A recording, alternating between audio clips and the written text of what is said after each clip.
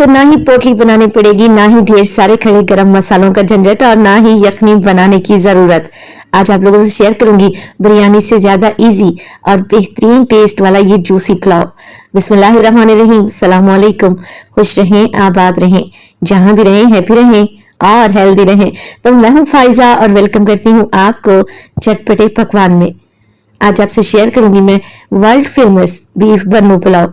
यकीन करें इसके टेस्ट का कोई मुकाबला नहीं है, तो रेसिपी को एंड तक देखें।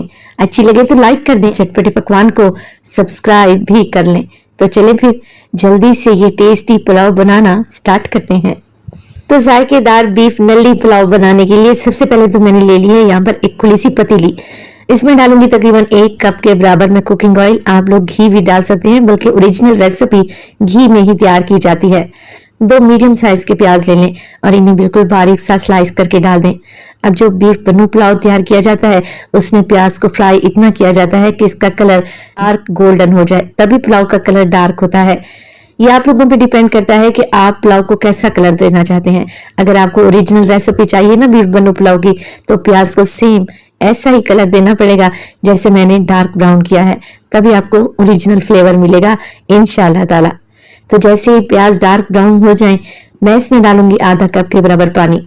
तो पानी लाजमी ऐड करें। पानी डालने से प्याज का कुकिंग प्रोसेस यहीं पे खत्म हो जाएगा, रुक जाएगा और साथ के साथ प्याज का कलर भी निकल आएगा, जिससे पुलाव का कलर भी बेहतरीन बनेगा। साथ के साथ डाल दूंगी मैं इसमें 1 टेबलस्पून भर के फ्रेश अदरक और लहसुन का पेस्ट और तकरीबन 1.5 पाव के करीब मेरे पास टमाटर हैं। 4 बड़े साइज के टमाटर थे, जिन्हें रफली सा काट कर डाल दें।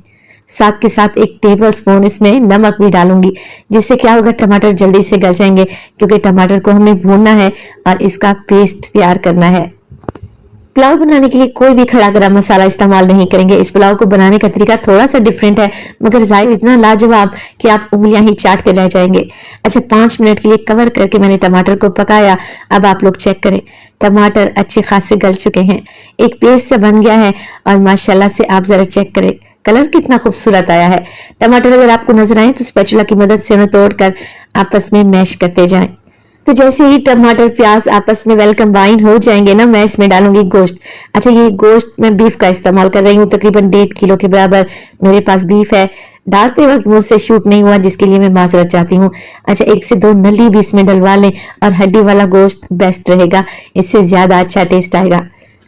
तो नमक मैं पहले ही ऐड चुकी थी। इस स्टेज पर सिर्फ और सिर्फ गोश्त के साथ मैं डालूंगी 1 टेबलस्पून भर के मोटी कुटी हुई लाल मिर्च।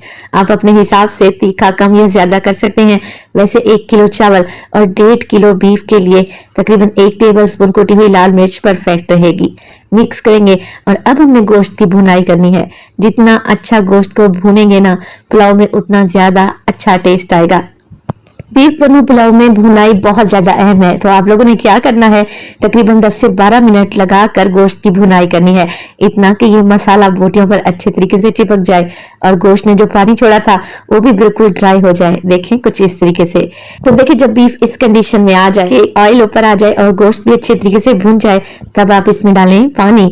अच्छा, पानी में फिलहाल तो 5 गिलास डालने लगी हूँ, क्योंकि बीफ को भी गलाना है और इसी पानी से हमने यखनी भी तैयार करनी है।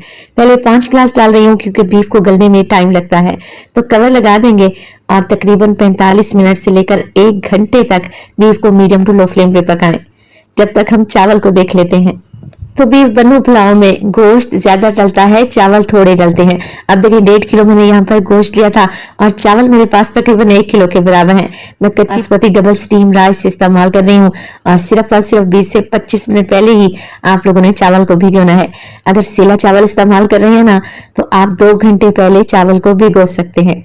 चलें जी, यहाँ पर बीफ को गलते हुए तकरीबन 1 घंटा गुजर चुका है। दरमियान में से मैं इसे चेक भी करती रही हूँ और पानी की मिकदार मुझे कम लगी है, तो मैंने मजीद पानी भी ऐड किया है। गोश्त को चेक कर लें, बीफ अच्छे तरीके से गल चुका है। अब इसी स्टेज पर मैं इसमें डालूंगी कुछ और चीजें जो कि पुलाव को बना देंगी बेहद जायकेदार और खुशबूदार। तो ओरिजिनल बीफ बन्नू पुलाव में पड़ती हैं ढेर सारी हरी मिर्चें। तो 8 से 10 दाने हरी मिर्च के ले लें, डंडी निकालकर शामिल कर दें। इसके अलावा इसमें डालूंगी मैं ड्राई आलू बुखारा, 8 से 10 दाने हैं, ये भी शामिल कर देंगे। 1 टीस्पून इसमें डालूंगी मैं खुशबूदार पिसा हुआ गरम मसाला और 1 टीस्पून बिल्कुल फ्रेश कूटा हुआ काली मिर्च का पाउडर।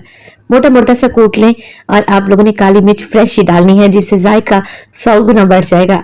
ये चीजें इस स्टेज पर डालें ताकि पुलाव की खुशबू मजीद बढ़े। मिक्स कर लेते हैं सारी चीजों को और अब इसमें डालेंगे भीगे हुए चावल, जिसे तकरीबन 20 मिनट पहले ही मैंने भिगोया था। किसी स्ट्रेनर में डालकर चावल रखें और इसका एक्स्ट्रा पानी निकाल दें। बस जी, चावल डालेंगे और बस हल्के हाथ से मिक्स करें। देखें यहाँ पर यखनी की मिकदार मुझे एकदम परफेक्ट लग रही है। अगर आपको कम लगे ना यखनी चावल के हिसाब से, तो आप मजीद पानी भी ऐड कर सकते हैं। फ्लेम को थोड़ा सा हाई कर लें और हल्के हाथ चावल को मिक्स करें और इसे पकने के लिए छोड़ दें।